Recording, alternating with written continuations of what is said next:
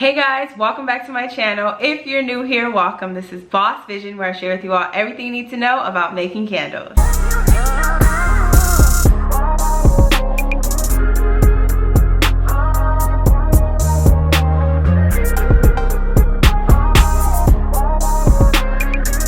In today's video, I'm so excited to be sharing with you all how to get a better hot throw. Yes, if you're like me and you want to make sure your candles have the best hot throw possible to give the most amazing experience to your clients, then stay tuned for this video.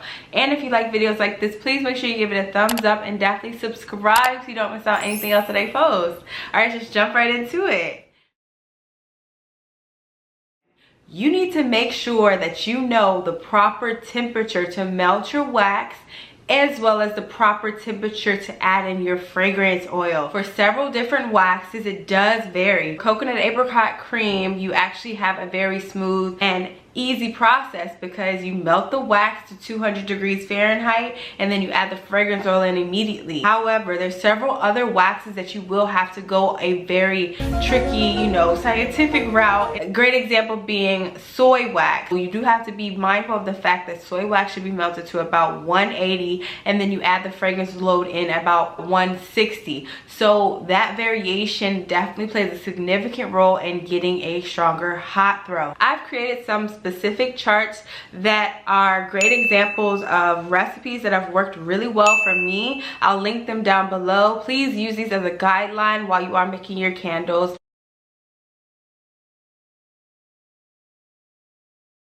You should focus on using scents that are more commonly going to provide you a stronger hot throw. Stay in line with scent profiles that are more profound and more distinctive to smell early on. A great example being cinnamon. When I began making candles, I was very apprehensive about what scents were going to make the most sense. I really was focused in on how to get a better hot throw and what scents would make this process a bit easier. And what I found is that cinnamon has a very distinctive smell. It sticks out, and you can always pair that with a calmer scent such as vanilla for a very balanced undertone. Cinnamon vanilla is a very popular scent if you want to begin making candles.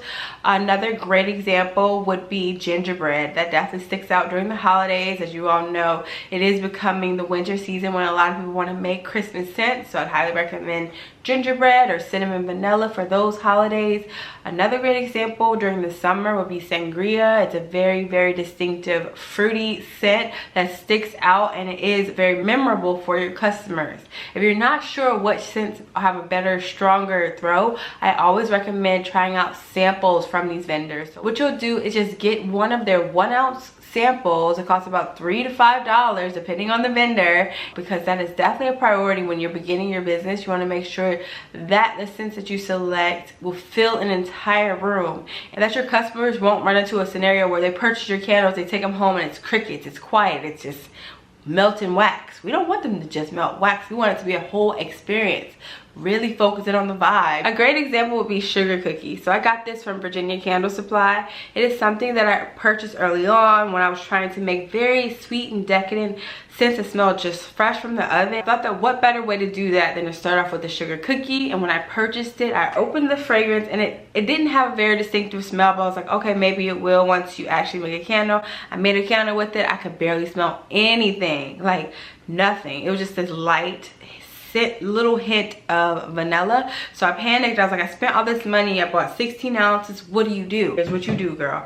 I actually purchased Very Vanilla from Candle Science. The reason why they call it Very Vanilla is because although it does have those top notes of vanilla and buttercream, it does have the bottom notes of bourbon. And what that does is intensify the vanilla fragrance, and you need to focus on intense fragrances to make sure you're getting a stronger throw.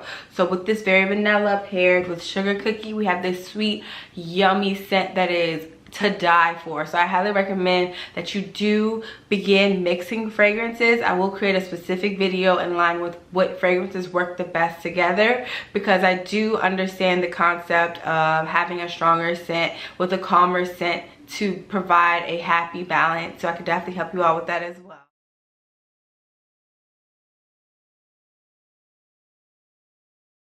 Okay guys, number 3, it is imperative for you to fold in your fragrance oil for at least 2 minutes. I recommend using a rectangular spatula. This is typically used for icing a cake, for, you know, bakers and things of that nature. However, as candle makers, we are creating something that needs to be baked as well, you know, or cured. So I highly recommend that you evenly distribute your fragrance oil with this metal spatula. It's super important to make sure it's metal.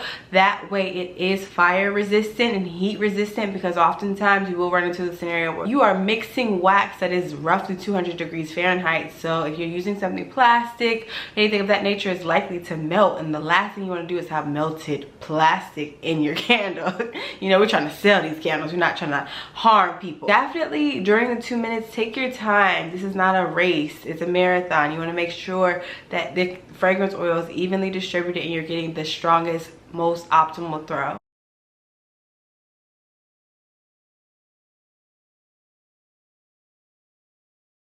Okay guys, number 4, it is imperative to make sure that you're pouring your candles in a warmer room. If it's the winter time, it's encouraged to turn the heat on when you're making candles. If it's during the summer, make sure that your room is at least 70 degrees Fahrenheit. I know that can be a lot, especially because it's hot outside, but you have to be mindful that this temperature is critical to ensure you're getting a great hot throw. So when your candles are being poured, the last thing you want them to do is cure too fast, and then that fragrance oil burns off, or it does not evenly distribute, and you run into a scenario where you got an amazing cold throw and you light that candle up and it's crickets, no scent. So focus in on making sure the temperature in your room is at least 70 degrees.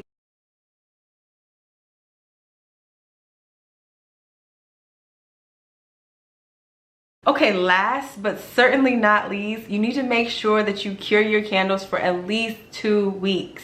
Yes, guys, it is so important to make sure that you're giving your candle time to solidify and cure and get stronger. Oftentimes, we want to just light the candle up. When I first got started, that was my #1 thing. I made a candle, so proud of it. I used a Bath and Body Works glass. I was so proud. I was like, when can I light it? When can I light it? Google was like, nope, you just can't. You gotta wait 2 weeks. Curing is important to allow the fragrance oil to spread out evenly into the wax and to provide the best scent throw possible. It's imperative to focus in on giving your candle that time to evenly distribute and get the most optimal throw, so you get so many sales. People are raving about your candles, your business is booming. So I hope these tips helped. If they did, feel free to comment down below that you've used them, and make sure you give this video a thumbs up.